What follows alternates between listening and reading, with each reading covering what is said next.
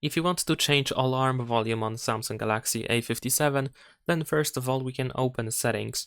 Over here in settings we're gonna proceed to sounds and vibration, and then here we can go to volume. Now once we go to volume, then over here we have the alarm volume level, and we have this slider, and we can move left and right in order to adjust and to decide how loud the alarm should be once it goes off.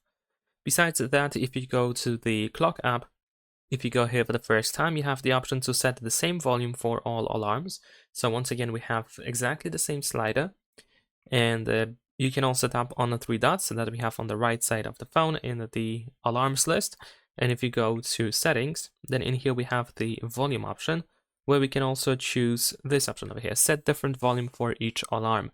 So if you have this option enabled instead, then in order to change the loudness of the alarm, once you start editing or creating the alarm, we should be able to go to the sound option, and here at the bottom we can adjust the loudness of the alarm for this one specific alarm clock.